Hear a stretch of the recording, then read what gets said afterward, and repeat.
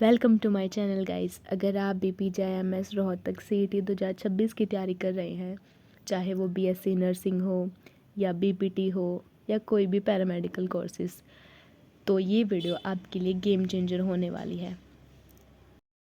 In today's video we will discuss about PJIMS complete syllabus, exam pattern, top 15 जो chapters most importantly repeated होते रहते हैं and previous year की cut off trends और common mistake जो हर students करते रहते हैं। देखो, PGIMS ना हरियाणा में BSc नर्सिंग, BPT, MSc और पैरामेडिकल कोर्सेज़ के लिए CET कंडक्ट कराता है। ठीक है, अब हम इसको कुछ इंपॉर्टेंट डिटेल्स के बारे में जानेंगे, जैसे कि इसकी एग्ज़ाम डेट सितंबर में आएगी। टोटल मार्क्स ये 180 का होता है। इक्वल वेटेज रहती है हर एक सब्जेक्ट की, जैसे फिजिक्स, केमिस्ट्री, बायोलॉजी 60-60-60। ओके, अब पूरा जो क्वेश्चन पेपर है तुम्हारा वो 180 मार्क्स का आएगा।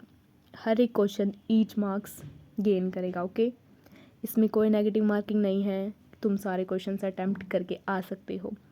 एलिजिबिलिटी तुम्हारे पास 12th में बायो होनी चाहिए। इंग्लिश तो ऑलमोस्ट सबके पास होती है।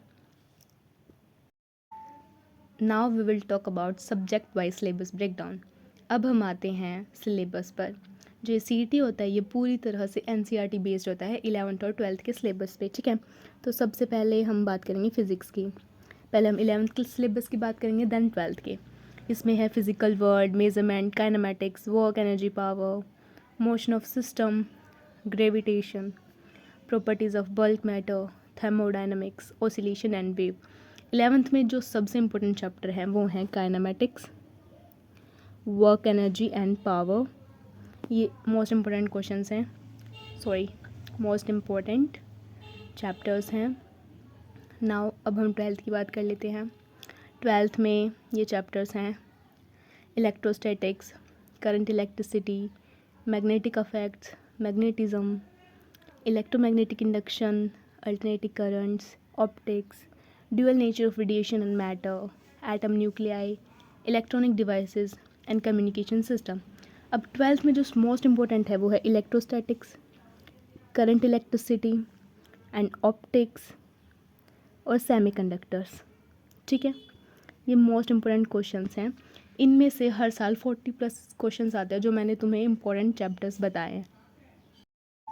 अब हम बात करते हैं केमिस्ट्री के सिलेबस की। इसमें इम्पॉर्टेंट मैं बता दूंगी, पहले तुम एक बार सिलेबस देख लो। Basic concept of chemistry, structure of atom, classification elements की, केमिकल बॉन्डिंग, उनके molecular structures, chemical thermodynamics, equilibrium, redox reactions और ऑर्गेनिक केमिस्ट्री, हाइड्रोकार्बन्स। ठीक है, अब 12th की बात कर लेते हैं। इसमें है solutions, electrochemistry, chemical kinetics, D&F block, coordination compounds, haloalkanes वगैरह, alcohol, phenol, ethers, aldehyde, ketones, carboxylic acid, amines, biomolecules. ठीक है, तो 12th में जो इम्पोर्टेंट चैप्टर है वो है बायोमोलिक्यूल्स।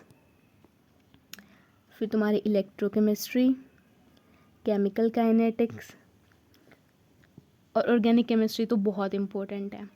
11th में मोस्ट इम्पोर्टेंट है इक्विलिब्रियम, केमिकल थर्मोडायनेमिक्स, यही मोस्टली इम्पोर्टेंट है। इसमें से लिटरली 50+ क्वेश्चंस आ जाते हैं इन चैप्टर में से। Now we will talk about biology syllabus. Biology तो लिटरली पूरी की पूरी इम्पोर्टेंट है। मैं तुम्हें इसमें से सिर्फ हाई टॉपिक्स बता देती हूँ, जैसे कि ह्यूमन फिजियोलॉजी हो गई, सारी important, plant physiology, ecology, 12th में है इकोलॉजी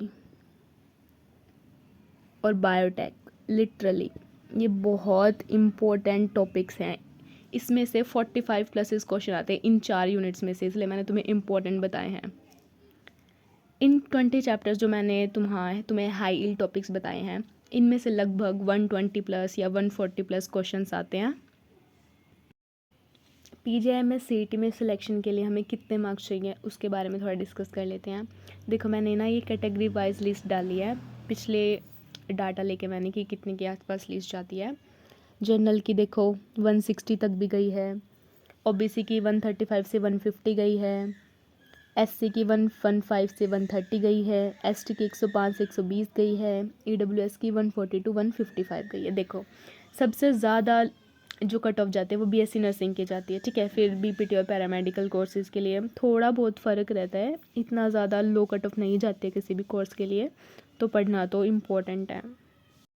अब हम बात कर लेते हैं कि मोस्टली स्टूडेंट्स क्या मिस्टेक्स करते हैं और मतलब उनके नंबर्स वहीं पे कट जाते हैं। 95% स्टूडेंट्स ये मिस्टेक्स करते हैं एनसीईआरटी को इग्नोर करना।